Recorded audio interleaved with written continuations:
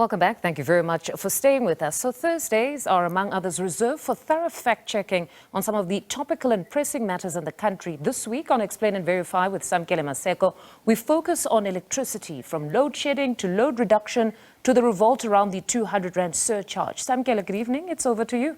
Indeed, Mfundo, power outages are officially back, not as infamous and as much dreaded load shedding, but as load reduction. On the 10th of June, City Power announced that it would immediately implement load reduction. Other municipalities like Tshwane Metro also were implementing load reduction. A month later, on the 9th of July, Eskom made an announcement that it would implement load reduction, not load shedding.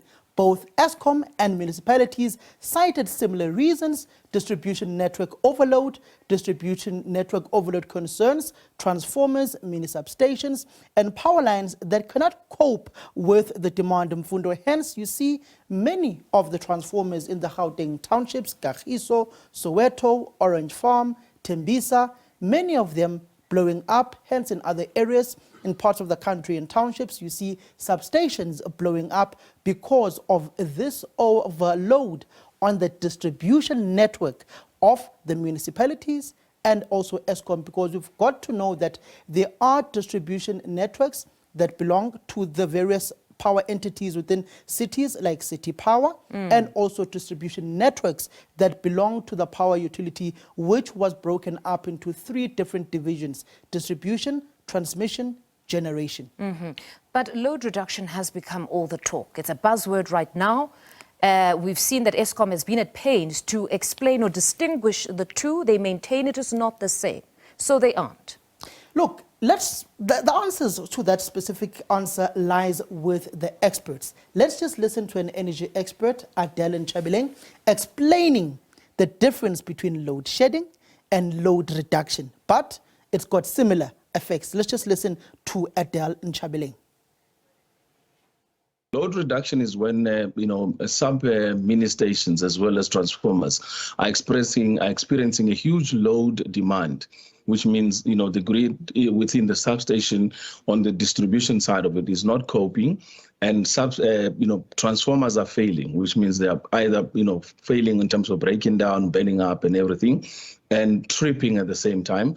That means that they have to go out. So when they implement load reduction, they go in and actually switch off, either remotely, or they have to do it within certain areas at the substation level. They switch them off in order to spare the particular distribution network in that area from actually completely disintegrating and breaking down. So the social move, there's a whole lot of actually townships that are currently complaining due to the fact that it's winter. There's a huge demand on the network, and those transformers were not even built to cater for that level of demand, because it's actually being overextended, whether it is additional capacity of lines that are added onto that whole grid, whether it is to do with theft, vandalism, whatever it is, we don't know at this stage. But they have to literally reduce that load in order to safeguard the substation as well as the transformers. In essence, that is load reduction. It's not the same as load shedding, but both leads to power outages. Let's further explain what load reduction is and further go to a load shedding. Let's start with our first slide, which speaks about load reduction. As Adele Nchabileng was saying, high energy consumption areas. For instance, you go to Soweto, the distribution line is heavily constrained as the energy coming in from the various substations, from the transformers, is not meeting the demand of the people, of the residents of Soweto, of Kagiso, of Tembisa, of Vosloorus, of Umlazi, of Khayelitsha, of Gugulethu, and other surrounding areas, not only townships, even rural areas as well. That is peak hour demand. That is largely in the morning and also in the evenings, when people are coming back from work, kids are coming back from school, they are doing their homework, getting ready for the next day, and also in the mornings when they're preparing to go to school, preparing to go to work.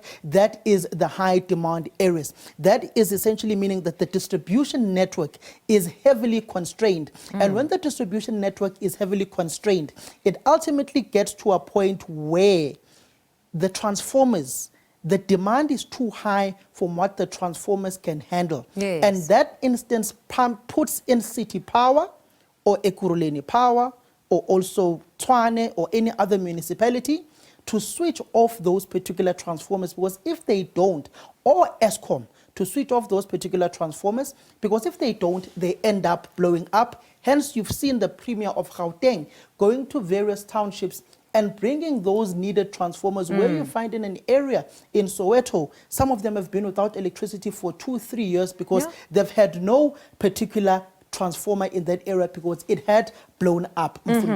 Simply put, when listening to Daphne from Eskom, she explained that what really happens here is what you say, that the infrastructure is not designed to handle the number of households that are now plugged onto it. And this would primarily be because sometimes you have backyard dwellers, that somebody would have an RDP house, they've decided to build back rooms, and now you've got 6 or 7 back rooms that are utilizing electricity, but they were never provided for in that very transformer. The infrastructure didn't know of these backyard dwellers. It speaks of the new economy, the township economy, which the MEC of Gauteng of Economic Development and Finance, Lebogang Maile, in his tenure as MEC of Economic Development in the administration of David Makura, spoke about this this informal economy that is coming up within the townships of backroom dwellers, many people using those yards that they have at the back to build those particular dwellings in order to have those houses and apartments for South Africans in need who are commuting to these areas. It speaks to the high migration that is of people seeking a better life in the urban areas of Gauteng, which speaks to our very first slide on the last point, which is the infrastructure that is dilapidated in essence because of this high demand of electricity within these areas, which have these transformers blowing up within these areas because of this mushrooming of this informal economy that is largely untapped at this point in time, and which our power utility, Eskom, has not yet planned for it because the townships were not designed in that particular format to have these volumes of people seeking electricity from the grid or seeking electricity from City Power or power utilities of Tshwane, Ekurhuleni, Samkele City, and other areas and other townships across the country, not just in particular Gauteng. And then it moves, Mfundo, to the next point, which is load shedding. Load shedding, Mfundo, is high demand, little supply. That is in essence when Eskom's energy availability factor is at an all-time low and the demand is high. And that is when load shedding is then introduced. Some municipalities, you remember during the era of Mzwandile Masina, they would exempt their residents from a load shedding.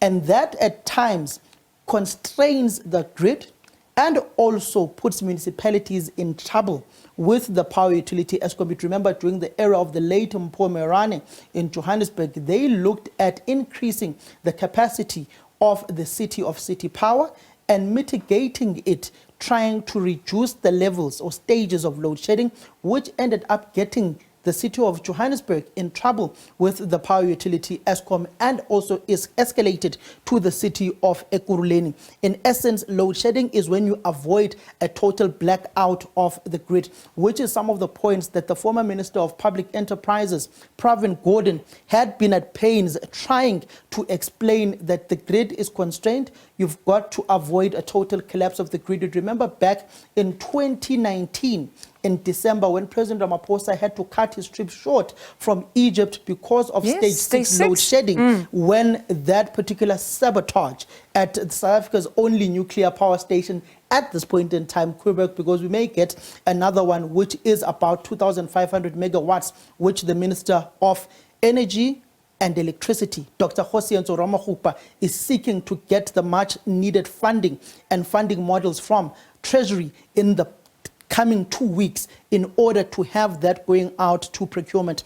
And it also speaks to the low energy availability factor that I've just spoken to, and unplanned low maintenance or unplanned failures of the Eskom fleet that also leads to the energy deficit. So that essentially having units that are out either some would be for service, but in this instance, it would be unplanned. That would be units that are essentially breaking down unplanned, spontaneously, and that would lead to them being taken out of the grid for repairs. For instance, you look at a power station, one of the best performing Eskom power stations was Komati Power Station, but it was decommissioned. You go to another Eskom power station in Mpumalanga, it was one of the worst performing.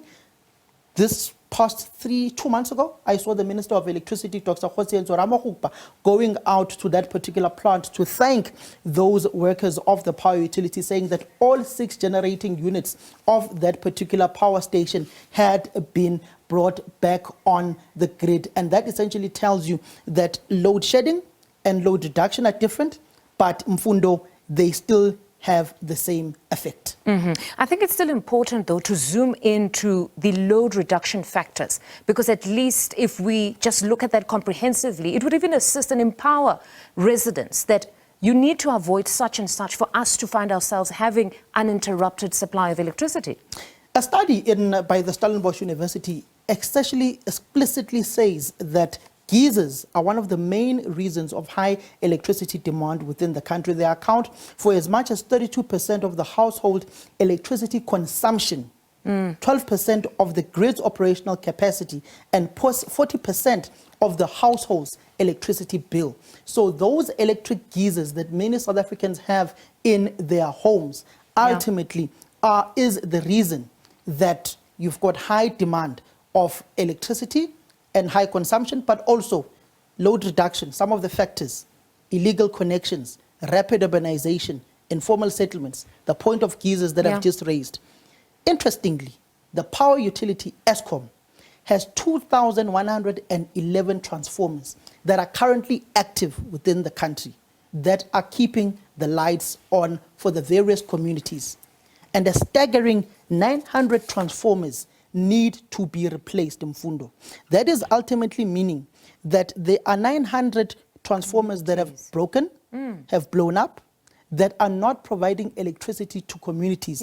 And that is one of the programs that the Premier of Gauteng, started by then Premier David Makura, in bringing those transformers in those areas of Soweto, Kagiso, and the various other townships within this province. Orange Farm also largely affected by those transformers breaking down because of those backroom dwellers that have essentially mushroomed within the province over the years. Which needs a broader conversation, honestly, when we talk about this rapid urbanization, Samkele. That if you're saying this is untapped, it's an untapped market here, that if we talk about township economy, we cannot do away. This is how most of these residents are making money. So meaning we need some sort of political will to deal with it, that now we need to bring infrastructure that can carry these backyard dwellers, because they're going nowhere now. They're going nowhere, and essentially the Gauteng provincial government has a funding model for it. It has a funding model for those whom are business people, whom have these backroom dwellers or buildings within their households. And that is funded by the Gauteng provincial government, its economic development, I know human settlements as well, has a sort of funding for those specific areas. But interestingly, if we were to look at the electricity tariff increases over the years, for the past 15 years, from 2007 to 2022, there's been an increase of 653% in the cost of electricity. Despite South Africa in the past 2-3 years experiencing the worst forms of load shedding, but between 2007 to 2022, electricity has increased by 653%. That's too much. Then you look at inflation. From 2007 going to 2022, that is at 129%. I mean, a significant difference between the inflation and the increase. A significant difference, but also if you look at how electricity prices are increased, it is relative to the increase of inflation within a country. And this is disproportionate between the increase of inflation for the past 15 years and the increase of electricity. You just look in the past financial years, 2023-2024 financial year, 18.65% in the increase of electricity within the country. Then you go to this financial year, which is currently being implemented and has been implemented as of July, 2024-2025 financial year, electricity as of nurses' recommendations and what they've approved, it is at 12.7%. That is electricity increase with load reduction. So we must, in a way, say that Dan Moragane, the Chief Financial Officer at the power utility, Eskom, and the team, the head of generation, the board, they have relatively tried to mitigate load shedding. But then the increases and now the surcharge, because that is another big one. Residents are up in arms with these surcharges. Interestingly, as of the 1st of July, the residents of Johannesburg were taken aback when they were recharging their electrical accounts, where they were presented with a 230 surge and a 12.7% tariff increase. While the 12.7% is a NERSA-approved electricity tariff, there are many theories of what is the 230 surge for. Today, we will look and break it down for you. At the center of this surge is the network capacity charge, which then brought about the service fee and taxes. Let's listen to the electricity expert, Chris Yelland, explain this particular increase by the city of Johannesburg, which has residents up in arms. It's not a tax, it's not a levy, it's part of the electricity price. So what we're seeing here is being applied by City Power Johannesburg, not by other cities like Ekurhuleni and Tshwane, etc. This is specifically related to City Power Johannesburg. And it applies, what we're talking about here is a fixed charge per month that has for the first time been added to people who are on a prepayment meter. Now, prepayment meters were introduced and are mainly there for people of lower income brackets. And by that I'm talking about indigent people, poor people, and people with a relatively low income. Upper income and middle income households are generally on what we call postpaid meters, and those have always had a fixed component. But what is being added now is a fixed charge per month for people who are on a prepayment meter, which are predominantly indigent and poor people.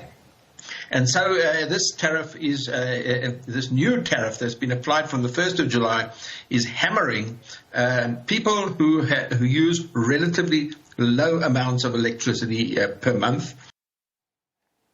Majority of the affected people are largely low-income earners. It is important to emphasize that the post-paid electricity customers are already paying this surge. Let's look at some of the factors that have come in from City Power, and particularly from the Mayor, Kabelo Kwamanda, explaining this particular issue, who is seemingly speaking from a forked tongue and having differences of opinions. Looking to review it, possibly.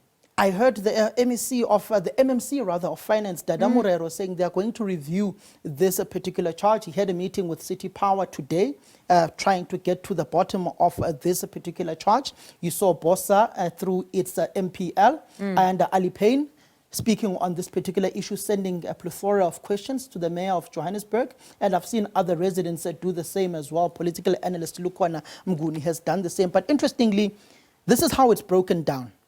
It's not 200 rands. All right. It's 230 rands. Okay. 130 for the capacity charge. The capacity charge, that 130 will essentially be taken from all the customers, and it will be used to build the capacity of City Power, the distribution lines, the substations, the transformers that are blowing up, and build up the capacity of the transformers in the townships that we speak about that have this new informal economy of backroom dwellers that is seemingly having a surge within the province of Gauteng and other parts of the country as well. Then there's a service fee of 70 rands. Then there is value-added tax, 30 rands. So the 30 is tax. The 30 is tax. Then it ultimately comes to the 230 rands. Let's just move to how this money is accumulated over a period of time by City Power in the city of Johannesburg. So you've got 285,786 prepaid meters in the city of Johannesburg. Out of those, 149,759 are paying customers. Out of the 285,786, only 149,759 are paying customers. What are we saying now, Samkele? We're essentially saying that there are many people whom have connected illegally, is in yoga in essence. Then, non-paying is 125,048. 125,048 residents are not paying for electricity in the customer base of the city of Johannesburg. Then you've got 10,979, which is indigenous customers, the indigent customers that are exempted. Out of all of that, you have 30 million rands that is generated per month using this prepaid system by City Power. And that just is, in essence, tells you why you find that deficit that is there. Yeah, City and why Power, the increase. And why the increase. City Power owing so much money to the city of Johannesburg. Just this week, we had the city of Johannesburg Council rejecting a 2.5 billion rands loan from a French entity, which was rejected by the council of the city of Johannesburg, the councillors. And the city needs that particular resources for this financial year and for this budget, not only to pay salaries, but also to deliver services to the people that are much needed, services that the people are paying for in certain affluent areas and also certain areas in the townships. You'd remember there was that row over Soweto and their bill to the power utility Eskom. You had politicians coming with their populist stances saying that it will be no, scrapped. we will scrap those at that particular bill, we will settle it. And that just then tells you that the problems will continue surmounting when you've got people continuously getting a service and not paying for that particular service. Mfundo? Thank you very much, Samkele. Quite informative. So we've got a number of people that are funding more than 125,000 non-paying customers. Quite an interesting installment of Explain and Verify. That was Samkele Maseko speaking to us.